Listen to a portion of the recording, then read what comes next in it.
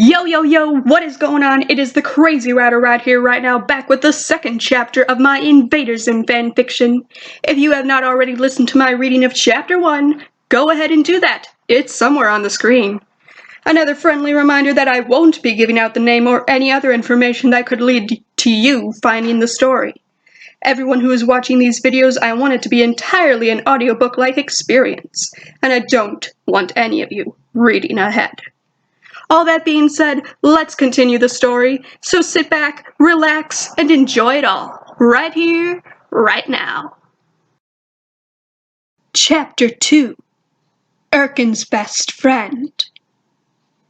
I walked into the house of my foster parents, two people that pretty much only took me in for the government money, and attention from the media. They're not the worst, though. They at least don't care if I act like a wolf, so long as I don't start howling or barking in the house. I've definitely lived with worse families since I was 6. One family locked me in a cage and treated me like a worthless mutt. Another family resented any feral behaviors that I'd show. If I even started sniffing the air, I'd get hit with a paddle. I trotted in the house and dropped the dead squirrel at my foster parents' feet by the couch. Ugh, Elizabeth, I told you no dead animals in the house. My foster mom moved away from the squirrel and me. It was a fair enough rule, just difficult to remember to follow. I grabbed the squirrel again and carried it to the backyard and ate it for dinner. Once I was finished with my meal, I went back inside and upstairs to my room.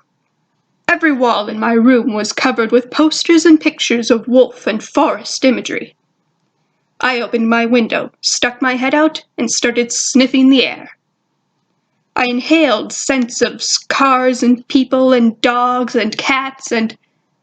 What's that? It's a smell that was so familiar to me, yet so foreign. I had to investigate it, so I went downstairs and out the front door.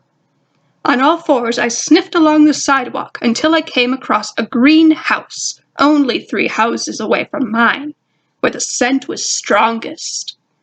I sniffed the path until I was in front of the purple door, and I sniffed the door itself. Finally, the smell registered in my brain. Ship fuel. But it wasn't the kind used on Earth. It was otherworldly. This was Zim's house. I sat on my back legs, threw my head back, and began howling at the top of my lungs. I howled and howled despite people opening their doors and staring at me. I howled until Zim's door opened to reveal Zim, still wearing his wig and lenses. What is the meaning of this? I demand to know. I finally lowered my head and stopped howling. Zim, I found you.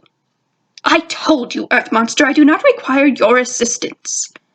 I'm not here for that. We neighbors. We are? Mm-hmm.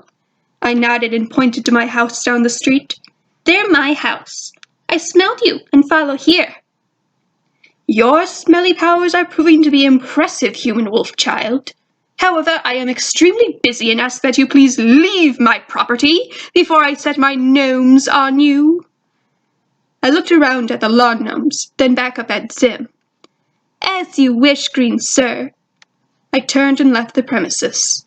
A couple of days later, I was sitting at my usual spot by the lunch table, across from Dib and Gaz. Dib was glaring at Zim from across the room, as some blonde girl was talking about how Zim didn't have any friends. After a while, Zim approached our table and started to address me. Human wolf child, I ask if you would accept the honor of fulfilling the role of my so-called friend. Accept. Before I could answer, Dib interrupted.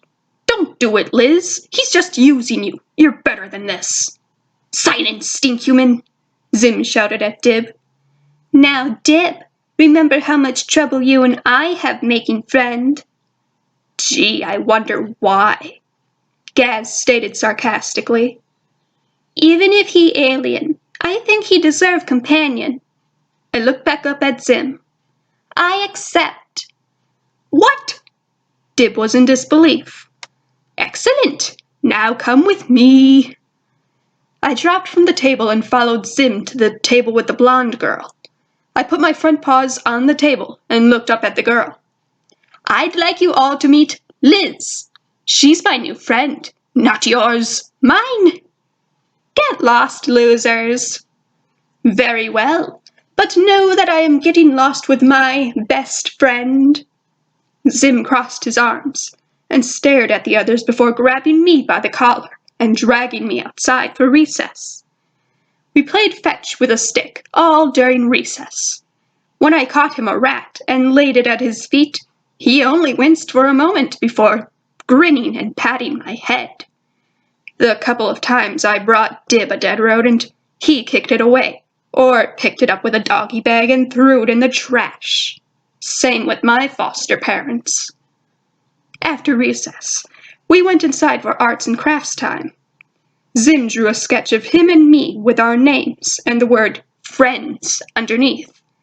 I made a picture of Zim and the wolf that I see myself as walking together.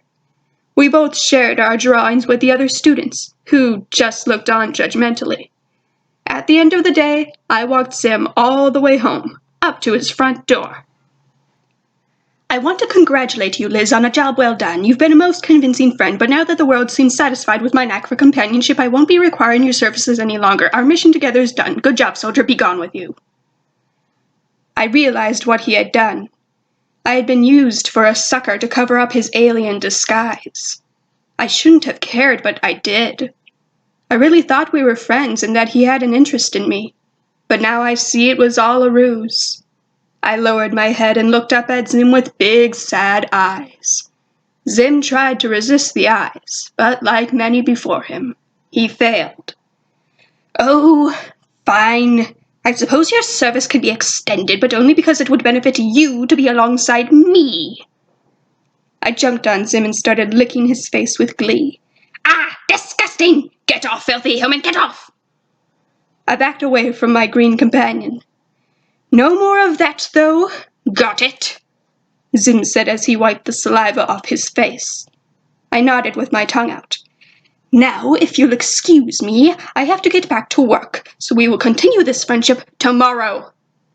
Zim slammed the door in my face, and I sat there for a moment before turning around and making my way to the membrane house. When I reached the property, I sat in front of the door and started howling, the way I always announced myself to Dib's house. I howled until Dib opened the door to let me in. Liz, come in, you're just in time for mysterious mysteries. I excitedly ran inside and jumped up on the couch next to the gaming Gaz. Dib sat on the other side of me, and I curled up on the middle cushion with half my face buried in my wrist. While we were watching, Dib scratched at my head and neck. I love how I'm treated like a family dog here. That's it for today's reading, everybody. If you enjoyed, make sure you return for all the upcoming chapters. And if you have any questions or concerns, be sure to leave them in wherever they put the comment section this week. I'll see you little darlings next time, and remember, keep you crazy.